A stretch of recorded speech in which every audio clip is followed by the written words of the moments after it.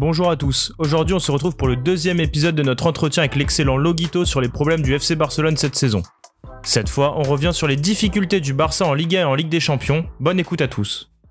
Toi, Leandro, qu'est-ce que t'en penses justement de ce début de saison poussif du Barça qui est 9ème, je tiens quand même à le rappeler, à l'heure où on enregistre cette émission. Avec 2 matchs en retard, faut le rappeler. Ouais. À 6 points quand même du Real, on est à combien, à 12 points de l'Atlético quand même déjà. C'est ça. Toi, Leandro, qu'est-ce que t'en penses justement? Est-ce que tu suis un peu le Barça? Est-ce que tu vois ça juste de loin? Messi, etc. Moi, en fait, j'aime bien la Liga. Et bon, pour pas te mentir, j'ai toujours eu un petit kiff pour le Real. Surtout à cause de Cristiano Ronaldo, hein, bien évidemment, on va pas se mentir. Mais tu vois, aussi fou que ça puisse paraître, j'ai déjà vu au moins 5 ou 6 matchs au Camp Nou.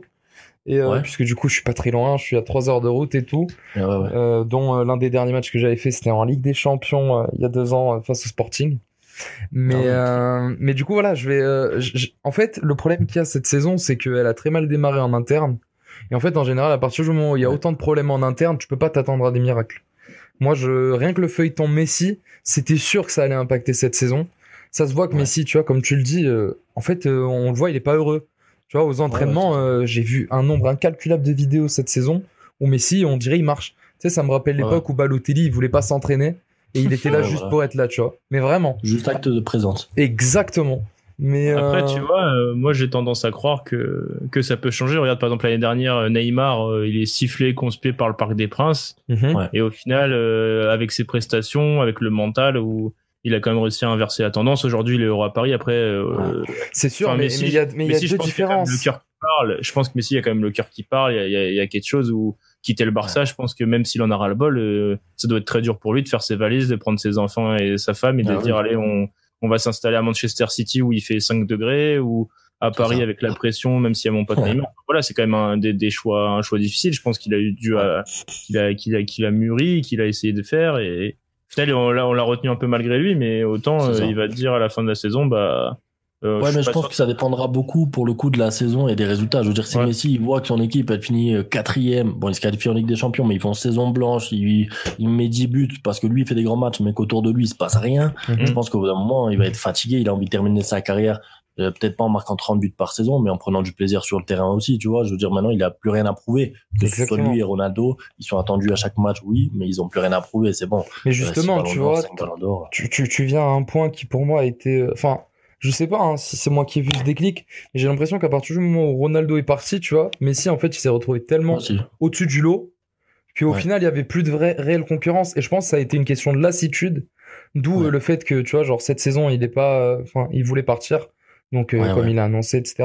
Mais tu vois, genre, je pense que ça a aussi été une espèce de routine pour Messi, qui aujourd'hui a peut-être besoin de voir ailleurs, tu vois. Justement, peut-être qu'à force de se dire, lui, Ronaldo, il a toujours voulu être bon dans n'importe quel championnat. Moi, je sais que j'ai autant de talent, tu vois, je peux aller dans n'importe quel pays et être un énorme joueur aussi. Donc, peut-être qu'il a envie de le prouver aussi, tu vois. Et peut-être que, en plus, c'est pas forcément comme si physiquement il pouvait pas tenir la route, il tient dans n'importe quel championnat, tu vois. Donc moi je pense qu'il y a cette question-là. Après justement, tu vois, la question des entraîneurs, les mauvaises gestions, le problème qu'il y a eu avec Bartomeu, etc. Tu peux pas malheureusement t'attendre à mieux. Enfin, tu vois, c'est comme ça, c'est des coups, tu vois, et c'est coup bas sur coup bas. On dit, enfin, moi j'ai pas souvenir d'un moment haut dans ces derniers mois au Barça, tu vois. Enfin, d'un moment de à son départ, Loguito. Ah ouais, moi j'étais persuadé. En fait, au début, quand il y a eu juste les rumeurs, je pensais que c'était comme d'hab, la presse française qui veut vendre, la presse espagnole qui veut. Comme Neymar au début. Voilà, Comme Neymar au début, c'était on n'y croit pas. Ouais. En fait, tu sais, la presse chaque année ils doivent nous sortir un gros dossier. Donc l'année dernière on avait Neymar, cette année il me fallait Messi. Au début j'étais plus comme ça, bon tranquille, je me prends pas la tête et tout. Et quand j'ai vu en fait que Messi il venait plus s'entraîner, il venait même pas à l'entraînement, ça y est, j'ai compris, j'ai dit il reviendra plus, tu vois, il est même pas c'est mort, il est parti. Ça allait brûler ses maillots. Ouais, c'est ça, il venait même plus, il grève pas un mot et tout, donc je me suis dit, bon, il partira. Et en plus, à ce moment-là, nous, on n'avait pas vraiment conscience du contrat, on savait pas, il y avait une clause, mais elle était inconnue. Oui, c'était un peu sombre. T'as la presse qui disait, bon, en fait, le contrat, il est à l'avantage de Messi, il peut partir quand il veut. Et t'as le clan du Barça qui disait, non, le contrat est à l'avantage du Barça, il a une clause et tout ça. Donc, on savait pas, tu vois. Donc, moi, je pensais qu'il partirait. Et puis, heureusement, Bartomeu, la seule chose qu'il a fait de bien, c'est garder Messi au final. Non, mais parce qu'en plus, moi, quand je l'ai vu et l'interview, etc., moi, je me suis dit, mais non. Mais là, c'est sûr, il n'y a pas de. Ah ouais. Enfin, tu vois, il n'y avait pas de retour. En point de retour. C'était un point de retour. C'est ça, voilà. Ouais, et au final, la situation, elle s'est quand même inversée de manière assez rapide. Et parce que je m'en souviens, le jour où ça s'inverse, il y avait le matin, je crois, le père de Messi qui disait à la télé, ouais, il veut partir ou je sais pas quoi. Je sais pas si vous vous en souvenez quand il rentrait dans le parking. Ouais, voilà, exactement. Après, ça prouve encore une fois qu'il aime le club et il aurait pu encore plus forcer son départ et au final, tu vois, on lui a dit, tu restes là. Il a dit, bon bah, ok. Après, je pense que certains supporters vont se poser la question de l'amour du club s'il est amené à partir libre.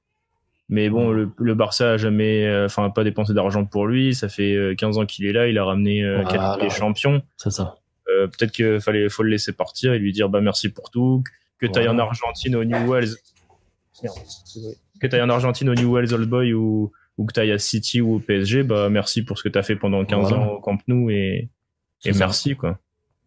Et est-ce que tu penses que le départ de Bartomeu va changer quelque chose dans son avenir proche au Barça? Est-ce que le fait que ça soit un tel qui reprenne la présidence va mettre Messi dans de meilleures conditions pour prolonger, pour rester? Ou c'est fini Moi, je pense que ça l'impactera, puisque si le nouveau président arrive avec des garanties sportives, en tout cas, des garanties, tu peux jamais savoir si tu vas gagner, mais si tu présentes ton projet à Messi en disant, voilà, mon projet, c'est, comment ça marche pas, on amène Xavi, Xavi et Messi, on connaît, tel et tel joueur, on fait en sorte de te mettre toi en avant, tu sais, il lui donne des motivations de rester. Oui. Je pense que ça peut l'aider, surtout que lui, il a connu déjà Laporta, et il connaît Xavi, donc ça peut tu sais, il a plus d'amis, Messi, aujourd'hui. Son seul ami, c'est Jordi Alba, façon de parler, donc c'est un peu triste à dire. Mais le mec, il va au travail tous les jours, il a pas d'amis. Moi, je me mets à sa place. T'es 20 ans dans la même entreprise, et à la fin de ta carrière d'entreprise, t'as tous tes amis qui partent, et tu fais tes 2 dernières années tout seul. Tu t'ennuies tous les jours à l'entraînement. Sur le terrain, tes coéquipiers, tu fais la passe à Trincao, il perd le ballon, façon de parler. Oula, attention, là. On parle de portugais. On va parler portugais. Là, tu vas partir sur un mauvais débat avec nous, je crois. Je pense que même lui, il est d'accord s'il a vu le match de la Juve. Hein. Franchement, Trincao, c'est quoi ça? Donc voilà, pour dire, Messi, il a besoin d'être entouré des gens qu'il aime, il a besoin d'être heureux au quotidien aussi, pas forcément que le dimanche en match. Voilà, des Sud-Américains. Il y a Griezmann qui fait le Sud-Américain, mais ça suffit pas. Oui, boire du maté, c'est pas suffisant. Voilà, c'est ça. Ça suffit pas. Pour revenir un peu sur le terrain, cette campagne de Ligue des Champions, j'allais dire, elle est un peu spéciale quand même. On fait 5 victoires, 1 défaite, mais au final, le seul gros match, tu le rates, quoi. Et tu le rates bien comme il faut, parce que faut quand même le rappeler, le match aller de la Juve, il y a pas Ronaldo, c'est une équipe de la Juve vraiment pas terrible. Et encore, le Barça a quand même quelques difficultés à s'imposer, je crois, si je me trompe pas, sur le match aller. Ouais, il y a 3 buts refusés pour hors-jeu de 1 cm. De Morata, de Alvaro Morata. Mais Paris Sportif se rappelle encore. Mais au final, voilà, le seul gros match, celui qui était attendu au Camp Nou, c'était mardi soir. C'est ça. Et comme d'habitude, il se passe comme d'habitude. Ça veut dire que les joueurs, on sait qu'ils ont en fait, il n'y a pas de, tu voulais parler du terrain, il n'y a aucun chef dans cette équipe, il n'y a aucun mec de caractère. Il n'y a pas de Sergio Ramos, il n'y a pas un Casemiro qui va, je te dis pas d'avoir un Vidal qui va mettre des tacs par derrière et tout, tu vois, mais un minimum. Non, l'Inter ne veut déjà plus, là. Ouais. Tu m'étonnes, ils sont éliminés déjà. Mais un joueur qui a du caractère pour montrer que voilà, oui, on a de l'avance, oui, on ne doit pas prendre 3 buts pour être premier du groupe, mais on y va pour gagner, les gars. On va pour au moins faire un match nul, la victoire, avoir le ballon, montrer quelque chose. Et au final, le match il commence et tu vois des joueurs qui trottinent, tu vois des joueurs tranquillement, l'entame de match, 100% Juve, t'es à domicile, aucune envie, rien du tout. Tu vois, c'est le même problème qu'à Liverpool, le même problème qu'à la Roma. C'est si tu dois ne pas encaisser 6 buts, t'en encaisseras 6. C'est les joueurs, ils sont comme ça, tu vois. Ils manquent de caractère.